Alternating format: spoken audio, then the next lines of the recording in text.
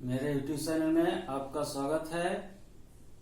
जो विद्यार्थी नए हैं वो इस चैनल को लाइक करेंगे, शेयर करेंगे और सब्सक्राइब करेंगे। विद्यार्थियों के डिमांड पर 11वीं कक्षा का इतिहास विषय का पहला चैप्टर आज मैं बताने जा रहा हूं।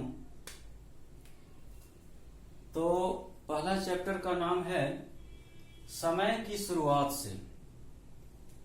समय की शुरुआत से कहने का तात्पर्य है मनुष्य एक समाज के रूप में शुरुआती दौर में कब से रहना शुरू किया और किस प्रकार का समाज था, इसी का अध्ययन हम इस चैप्टर में करने वाले हैं। यह मानव विकास की कहानी की शुरुआत है। तो आइए देखते हैं मानव विकास की कहानी कैसे चली और आज हम लोग कैसे क्रमिक रूप से इस अवस्था में पहुंचे। तो सबसे पहले मानव विकास की कहानी में देखें तो दो अवधारणा बनाई गई। एक तो पुरानी अवधारणा जो प्रारंभिक ग्रंथों में मिलते हैं, धर्म ग्रंथ से जुड़े ग्रंथों में मिलते हैं, और दूसरा वैज्ञानिक अवधारणा। प्रारंभिक अवधारणा सच्चाई से परे होती है, बहुत सही नहीं कहा जा सकता, क्योंकि हर एक ग्रंथ में मानव समाज के विकास की अलग अलग अवधारणाएं हैं। लेकिन क्योंकि इतिहास तथ्यों के आधार पर, वैज्ञानिक तथ्यों के आधार पर चलता है, इसलिए वैज्ञानिक तथ्य ही मान्य है और वैज्ञानिक तथ्य डार्विन के विकासवादी सिद्धांत के अनुसार चलता है। डार्विन 1859 ईस्वी में एक पुस्तक लिखा डार्विन ने, जिसका नाम है the origin of the species. इस पुस्तक में उन्होंने बताया है कि मनुष्य समाज का विकास कैसे हुआ और क्यों हुआ। तो इसमें उन्होंने एक कॉन्सेप्ट या अवधारणा लिया है जिसे सर्वाइवल ऑफ द फिटेस्ट की अवधारणा कहते हैं। अर्थात जो इस वातावरण में, विश्व के वातावरण में, संसार के वातावरण में अपने आप को ढाल लिया, एडजस्ट कर लिया, वही इस धरती पर जीवित रह सकता है। इस पुस्तक के आधार पर ही प्रारंभिक मानव के विकास की कहानी को आगे बढ़ाया गया। तो यह कहानी की शुरुआत 1856 ईस्वी में निएंडरस्थल घाटी, जो वर्तमान जर्मनी देश में है, वहां से होती है। कहने का तात्पर्य इसकी जानकारी मिलती है। शुरुआत तो 340 लाख वर्ष पहले, 340 लाख से 240 लाख वर्ष पहले हमारा समाज था उस समय। लेकिन इसकी जानकारी हमें पता चलता है 1856 में। जैसे हड़प्पा की जानकारी, हड़प्पा 5000 वर्ष पहले की सभ्यता थी, सिंधु घाटी सभ्यता जिसे कहा जाता है। लेकिन उसकी जानकारी कब से मिलने लगी? 1921 ईस्वी में, जब दयाराम साहनी ने उसकी खुदाई की थी। तो उसी प्रकार से 1856 ईस्वी में निएंडरस्थल घाटी में एक मानव खोपड़ी मिला। वो खोपड़ी जिस समय 1856 मिला, तो जो सामान्य खोपड़ी उस समय था 1856 ईस्वी में, उससे बहुत ही भिन्न लग रहा था।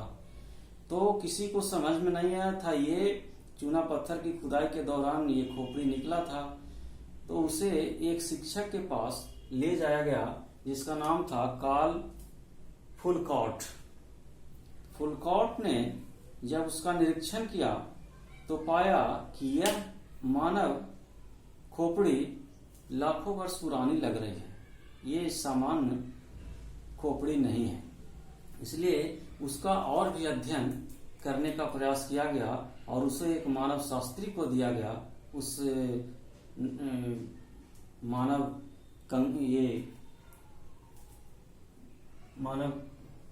खोपड़ी को। तो उसका नाम था हाप्सोमैन। उस मानव शास्त्री ने जब इसका अध्ययन किया तो पता चला ये बहुत ही पुराना है, और इसी के साथ मानव समाज के बारे में जानने का प्रयास शुरू हुआ और धीरे धीरे एक निष्कर्ष पर पहुंचे कि हमारा प्रारंभिक मानव समाज किस प्रकार से विकास किया है। तो माना जाता है, ऑब्जेक्टिव के प्रश्न के व्यू से देखें तो अगर पूछा जाए मानव समाज का विकास सर्वप्रथम कहाँ से हुआ, किस महादेश से, तो अफ्रीका महादेश इसका उत्तर होगा। लेकिन अन्य भी मान्यताएं हैं, लेकिन यही उत्तर सही है। अब हम लोग देखते हैं कि मानव समाज किस प्रकार से अपने आप को परिवर्तित करते रहा और इस वातावरण में एडजस्ट करते रहा, और जो इस वातावरण में एडजस्ट नहीं कर पाए कैसे वो समाप्त होते चले गए। तो एक चार्ट के द्वारा हम लोग इसका अध्ययन करेंगे। तो इसमें देख रहे हैं सबसे पहले इस चार्ट में प्राइमेट लिखा हुआ है। तो प्रारंभिक मानव समूह का नाम प्राइमेट था। अब ये प्राइमेट का अर्थ क्या हुआ? प्राइमेट का अर्थ होता है स्तनपायी प्राणी जो अपने बच्चे को जन्म देते हैं, दूध पिलाते हैं और अपने ही जैसे बच्चों का उत्पत्ति करते हैं। तो ये समूह, उप समूह है, स्तनपायी जीवों का एक उप समूह है। कौन कैसा उप समूह? तो मनुष्यों का उप समूह।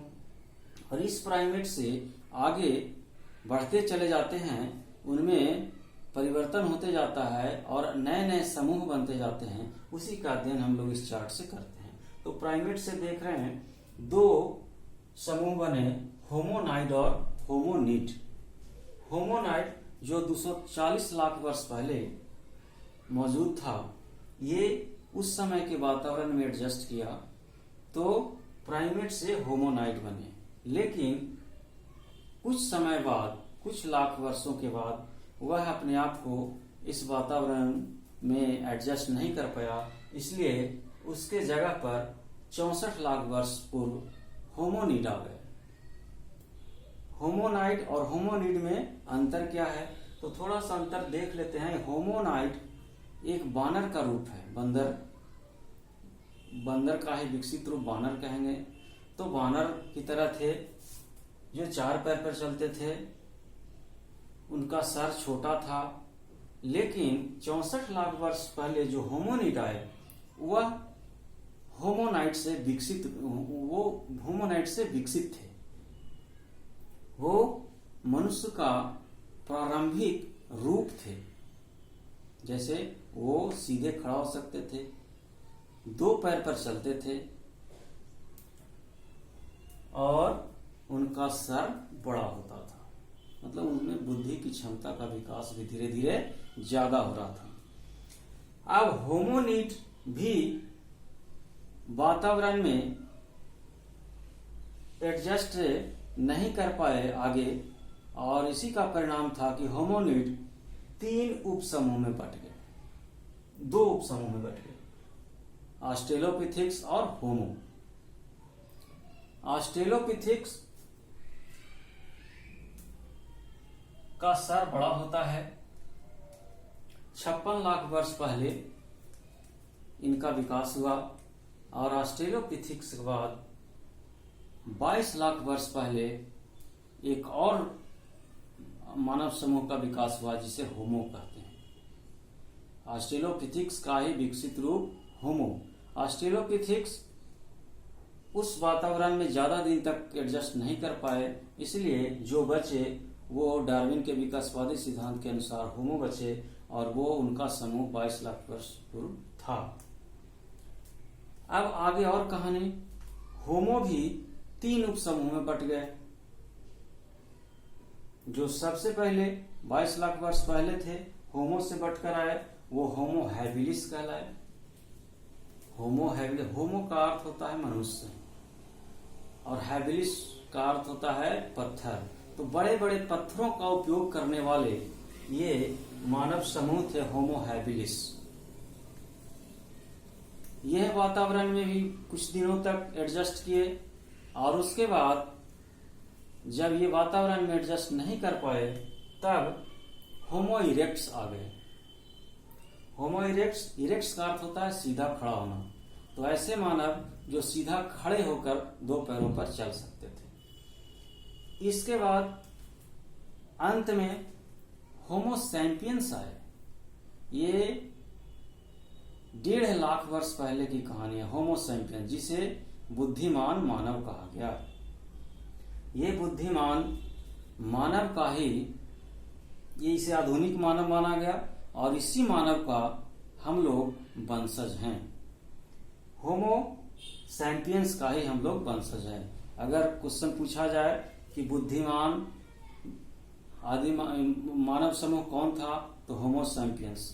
तो होमो सैपियंस से ही हमारा वंश की शुरुआत हो जाती है। इस प्रकार हम लोगों ने इस चार्ट के द्वारा पूरे मानव समूह का किस प्रकार से विकास हुआ है, इसको हम लोगों ने देखा। अब इसमें कुछ शब्दावली है जिसे जानना जरूरी है। एग्जाम में अक्सर पूछे जाते हैं ये शब्दावली, जैसे जीवाश्म। जीवाश्म क्या है? तो जीवाश्म जीवों का अवशेष है। जैसे जीव, पेड़, जीव जंतु, जानवर, मनुष्य, ये हो सकते हैं। जब ये हजारों लाखों वर्ष तक धरती के नीचे दबे रह जाते हैं, चट्टान का रूप ले लेते हैं, तो इसे जीवाश्म कहते हैं। अगर ये परिभाषा पूछा जाए, अक्सर पूछा जाता है, तो इस तरह से लिखा जा सकता है। दूसरा एक शब्द आता है प्रजाति। प्रजाति किसे कहते हैं? तो प्रजाति जो बच्चे पैदा करते हैं, एक नर होते हैं, एक मादा होते हैं, और दोनों मिलकर अपने जैसा ही बच्चे उत्पन्न करते हैं, और वे बच्चे भी परिपक्व होकर जब अपने जैसे बच्चे को पैदा करते हैं, तो वैसे समूह को प्रजाति कहते हैं। एक और शब्दावली आएगा प्राइमेट, जिसे प्रारंभ में शुरू में ही समझाया गया। प्राइमेट भी क्या है? स्तनपायी प्राणी है। स्तनपायी प्राणी का ही एक उप समूह है जो बच्चे पैदा करते हैं, अपने जैसा ही पैदा करते हैं, और उसके वो भी परिपक्व होकर अपने जैसा बच्चा पैदा करते हैं। तो ये कुछ शब्दावली हैं जो अक्सर प्रश्न आते रहते हैं एग्जाम में, तो इसको ध्यान से देखेंगे, समझेंगे। इसके बाद अब हम लोग प्रारंभिक मानव को जानने के स्रोत को देखें। कौन कौन सा स्रोत है जिससे हम प्रारंभिक मानव को जान सकते हैं? तो प्रारंभिक मानव को जानने का स्रोत को देखें तो सबसे पहला स्रोत है जीवाश्म, जिसे अभी समझाया गया जीवाश्म क्या है। दूसरा गुफा चित्रकारी। गुफा चित्रकारी, प्रारंभिक मानव गुफा में रहते थे और गुफा ही उनका आवास था, तो अपने आवास को लोग तरह तरह चित्रों से सजाया करते हैं, पेंटिंग किया करते हैं। उस प्रकार प्रारंभिक मानव भी अपने गुफाओं का चित्रकारी के गुफा के चट्टान पर चित्रकारी किया करता था। तो उस चित्रकारी के द्वारा हमें प्रारंभिक समाज के इतिहास का पता चला। उनके चित्रकारी से एक निष्कर्ष निकाला गया, इतिहासकारों ने एक निष्कर्ष निकाला और प्रारंभिक समाज की कहानी बनाई। उसी प्रकार प्रारंभिक समाज पत्थर के औजार का यूज किया करते थे। बाद में पढ़ेंगे पाषाण युग, इसके बाद प्रागैतिहासिक काल पढ़ते हैं, उसमें पाषाण युग।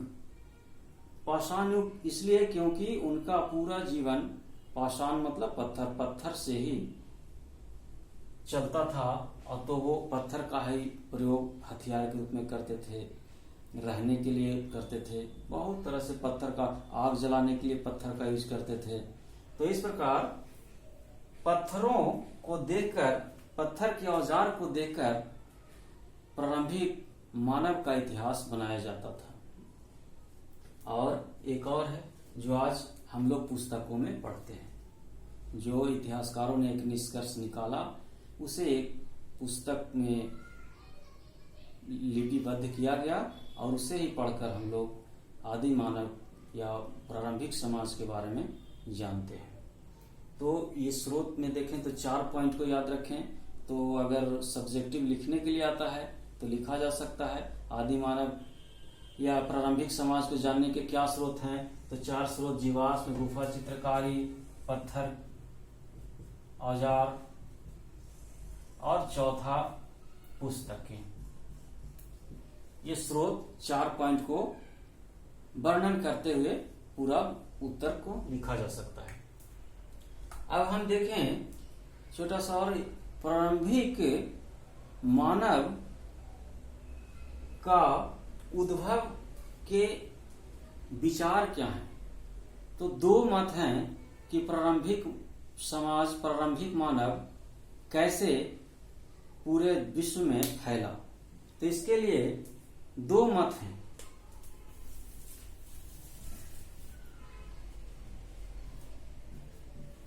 उद्भव के मत,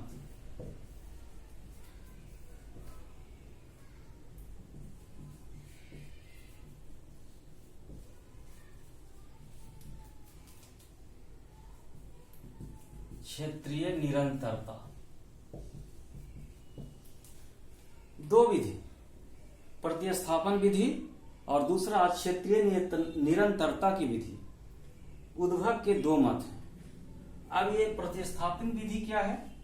प्रतिस्थापन विधि का मतलब है कि प्रारंभिक मनुष्य एक ही जगह पर, सबसे पहले एक ही जगह पर उत्पन्न हुआ और यहीं से पूरे विश्व में फैल गया। यह विधि को प्रतिस्थापन विधि कहा जाता है और ऐसा माना जाता है कि प्रारंभिक समाज का विकास अफ्रीका से हुआ है। तो अफ्रीका से ही पूरे विश्व में प्रारंभिक समाज फैल गया। यह प्रतिस्थापन विधि के अनुसार। अब दूसरा, क्षेत्रीय निरंतरता। क्षेत्रीय निरंतरता के अनुसार कहा गया है कि हर एक महादेश में, ये अलग अलग महादेश, हर एक महादेश में प्रारंभिक मनुष्य का विकास अलग अलग हुआ है। जैसे मान लें एशिया, अफ्रीका, यूरोप, तो यहाँ का प्रारंभिक समाज अलग है, अलग प्रजाति हो सकती है। एशिया का अलग है, अफ्रीका का अलग है। ये क्षेत्रीय निरंतरता का सिद्धांत कहा जाता है, जिसमें प्रारंभिक समाज का विकास भिन्न भिन्न जगह पर हुआ है। तो इस प्रकार 2 मत में देखा गया, प्रतिस्थापन विधि एक ही जगह पर और क्षेत्रीय निरंतरता अलग अलग जगहों पर प्रारंभिक समाज का विकास हुआ है।